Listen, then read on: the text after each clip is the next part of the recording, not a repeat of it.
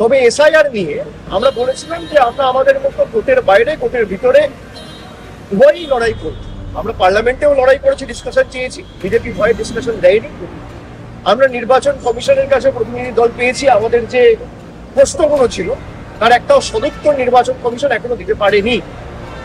তবে গত পরশুদিন বিশেষ করে সুপ্রিম কোর্টে যেভাবে এরা ধাক্কা খেয়েছে, যেখানে 12তম সংযোজন হিসেবে আধার কার্ডকে ম্যান্ডেটরি করেছে সুপ্রিম কোর্ট, ডকুমেন্ট হিসেবে আপনাকে স্বীকার করতে হবে, আপনি বাধ্য। এখানেই তো নির্বাচন কমিশন হেরে গেছে।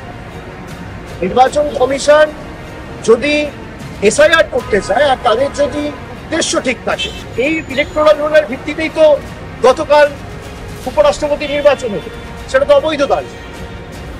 এই ইলেকটোরাল রোলের ভিত্তিতেই 2024 সালে প্রধানমন্ত্রী নির্বাচিত হয়েছে, সেটা তো অবৈধতা, সেই সরকার অবৈধ।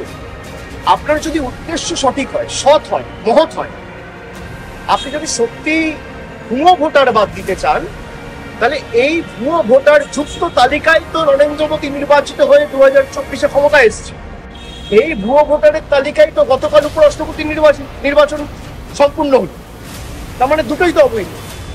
আপনার যদি উদ্দেশ্য সৎ থাকে, আপনি কেন্দ্র সরকারকে বলুন রিজাইন করুন। আপনি একদম কাশ্মীর থেকে কন্যাকুমারী যত রাজ্য আছে, যত বুথ আছে, যত গ্রাম আছে, যত এলাকা আছে, সব জায়গায় এসআইআর করুন। আমরা সমর্থন করি, আমি তো বলছি। কিন্তু সরকারকে আগে রিজাইন করতে হবে, তারপর আপনারা এসআইআর করুন, করে ফ্রেশ ইলেকশন করুন। আমরা তো মানুষের কাছে ভয় পাচ্ছি না।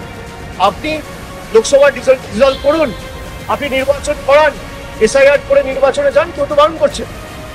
এখানে 42টা লোকসভা আছে, আমরা আমাদের মতো কথা মানুষের কাছে রাখবো, মানুষ একজনকে গ্রহণ করবে, একজনকে বর্জন করবে।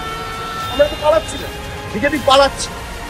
বিজেপি মানুষকে ফেস করতে চাইছে না। তার কারণ আপনি সিএএ যখন এনেছিলেন, আপনি সিএএ বলেছিলেন যে নাগরিকত্ব দেওয়ার আইন, আপনি কতটা সিএএ দিয়েছেন। আপনি সিএএ এর মুখোশে আড়ালে এনআরসি করতে চেয়েছিলেন। আপনার উদ্দেশ্য কোনোদিন সঠিক ছিল না। আপনি নোটবন্দি করে আপনার শিল্পপতি বন্ধুদের হাত শক্তিশালী করতে চেয়েছিলেন। গরিব মানুষের চোখের জল মুছে ভারতে কালো টাকা ধ্বংস করতে চাননি। উদ্দেশ্য কোনোদিন বিজেপির সঠিক নয়। আপনি কৃষি বিল পাস করিয়ে 700 কৃষককে আত্মহত্যা করতে বাধ্য করেছেন। আপনি কৃষকদের স্বার্থে কৃষি বিল পাস করেননি, তাও আবার পিছিয়ে আসতে হয়েছে। তো বিজেপি যাই করে উদ্দেশ্য কোনোদিন সঠিক থাকে না।